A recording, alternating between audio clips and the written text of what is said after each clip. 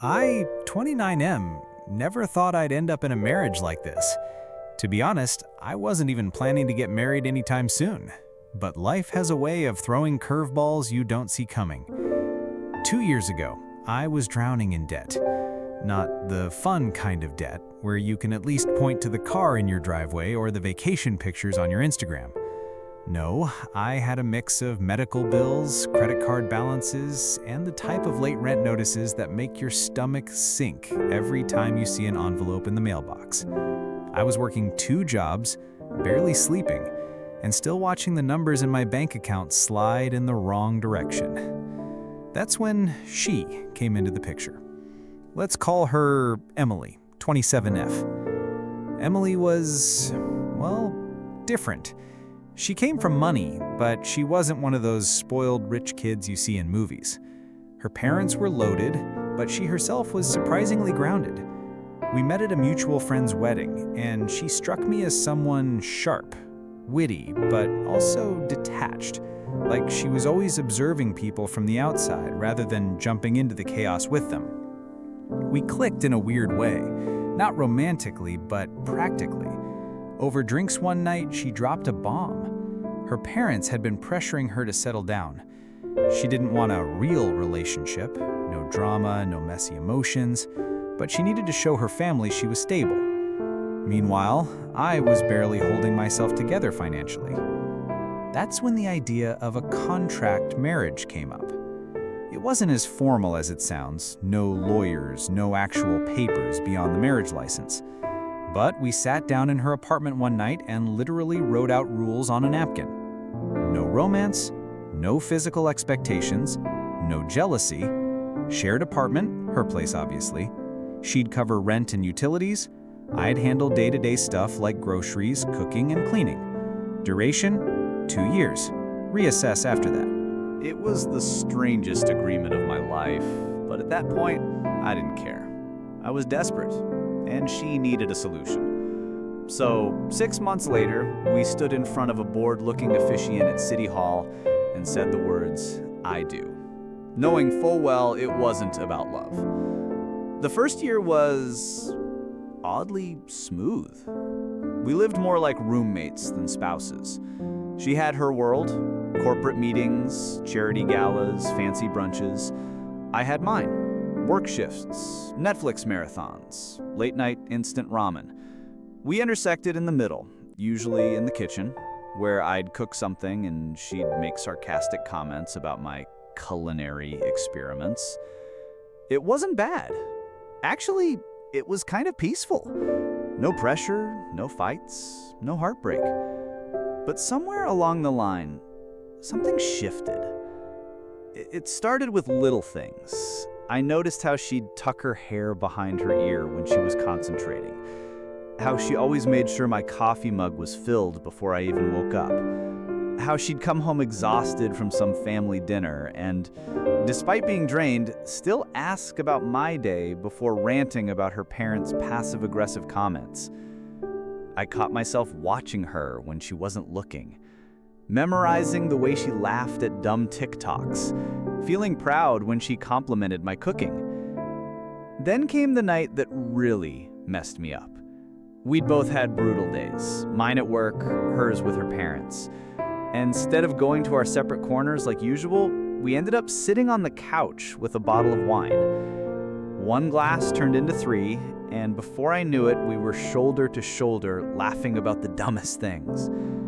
At one point, she leaned her head against my shoulder. It was such a small gesture, but my heart went into overdrive. I remember thinking, oh no, this wasn't supposed to happen. Because here's the truth. I'm falling for her. And it's terrifying. Our whole agreement was based on not letting feelings get involved. She was crystal clear about that from the beginning. She didn't want romance. She didn't want the complications. And I agreed because at the time, I didn't either. But now, every time she walks into the room, I feel it. Every time she smiles at me, I have to pretend it doesn't mean anything. And the worst part is, I don't know if she feels the same way. She's impossible to read, always calm, always in control. The other night, she came home late from a gala. She looked stunning in this black dress, her hair all done, makeup flawless. And for the first time, I felt jealous. Not just jealous of the people who got to see her like that, but jealous of the idea that someday she might actually fall in love with someone else, someone who isn't me. I don't know what to do. If I confess, I risk ruining the one stable thing in my life. If I stay silent, I'll keep torturing myself every day. And here's the kicker. Our contract is almost up. In 3 months, we're supposed to sit down and decide if we want to keep this going. Originally, I assumed she'd want out by then. But now, part of me desperately wants her to say she wants to continue. Not for convenience, not for money, but because maybe, just maybe, she feels the same way. But what if she doesn't? 3 months. That's all the time left on our so-called contract. 3 months before Emily and I sit down at the same table where we scribbled our rules on a napkin and decide what happens next. And I can't stop obsessing about it. Every morning, I wake up and wonder, is today the day she hints at ending it? Every night, I lie on bed wondering, if she does, will I have the guts to tell her how I feel?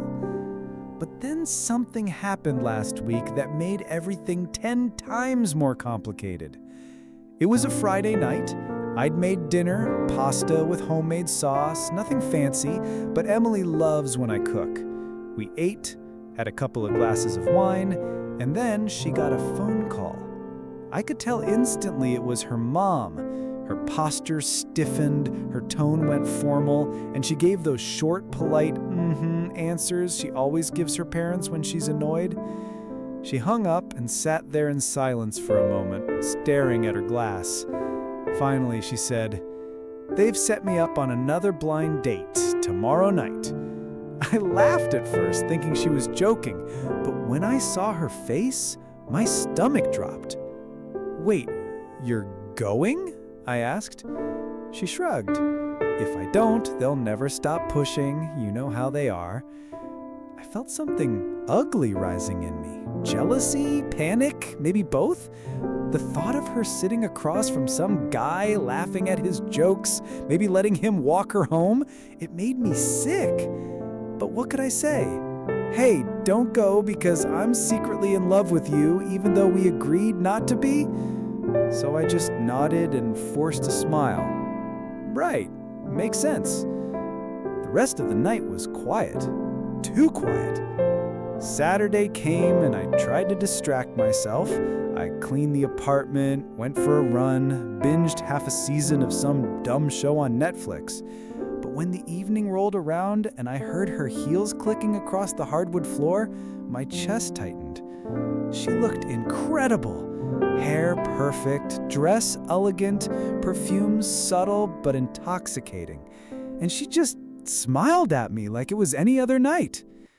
"Don't wait up," she said lightly, grabbing her purse. I managed a casual, "have fun," before the door closed behind her. The second she left, I wanted to scream. I paced the apartment, drank a beer, then another. Every minute felt like an hour. Around midnight, I heard the lock click. She came in quietly, heels in her hand, and for a moment, I thought maybe she'd snuck out like a teenager. But when our eyes met, I knew something was different. "How was it?" I asked, trying to keep my voice neutral. She gave a small laugh, but it didn't reach her eyes. "Fine, boring." He talked about his crypto portfolio for an hour. Relief washed over me, but it didn't erase the ache in my chest. Then, she said something that nearly knocked me over. "You know, you're easier to be around than anyone else I know." And before I could respond, she disappeared into her room, leaving me stunned in the living room. For the next few days, things felt charged, like there was an invisible thread between us, pulling tighter every time we were in the same room. She'd linger in the kitchen when I cooked. I'd catch her looking at me and quickly looking away. Our conversations felt warmer, heavier, like there were things we both weren't saying. Finally, one night, I cracked. We were sitting on the balcony, sharing a blanket because the spring air was still chilly. She was scrolling on her phone, and I was pretending to read a book, but not absorbing a single word. My heart was pounding so hard I could hear it. "Emily," I blurted out. She looked up, eyebrows raised. "Yeah?" I swallowed. "Do you ever wish our marriage was real?" The silence that followed was unbearable. She stared at me, unreadable as ever, and for a moment, I thought I'd ruined everything. Finally, she set her phone down and said softly, "All the time." My brain short-circuited. "You what?" She gave a nervous laugh, something I'd never heard from her before. "I know what we agreed. No romance, no feelings, but I can't help it. You've become the one person I look forward to seeing every day. And when I went on that date last week, all I could think was, I'd rather be here, eating your overcooked pasta and listening to your dumb jokes." I just stared at her, probably with my mouth hanging open. "Say something," she whispered. And before I could stop myself, I leaned in and kissed her. It wasn't like in the movies, no fireworks or dramatic music, just warm, real, and terrifying in the best way. When we finally pulled apart, we both laughed, nervous and giddy. "I guess that breaks the contract," I said. She smirked. "Screw the contract." That was 2 weeks ago. Since then, everything has changed and yet stayed the same. We still live our weird little life, me cooking, her making sarcastic comments, late-night Netflix marathons. But now there's hand-holding, stolen kisses, the way she curls into me on the couch. But here's the thing. Our deadline is still looming. In 2 months, we're supposed to sit down and officially decide whether to end this arrangement. And now, I don't know what she wants. I mean, yes, she said she feels the same way, but Emily is complicated. Her parents, her career, her need to control every detail of her life. I don't know if she'll actually want to turn this into a real marriage. Part of me is terrified she'll say, "This was nice, but let's end it here." The other part of me is daring to hope she'll say, "Let's just forget the contract. Let's just be." So here I am, spilling my guts on Reddit because I don't know how to handle this. I've gone from a desperate guy signing up for a fake marriage to someone who's head over heels in love with his wife. I don't know what's gonna happen in 2 months, but for the first time in years, I feel like maybe, just maybe, I have something worth fighting for. And I can't believe I almost missed it.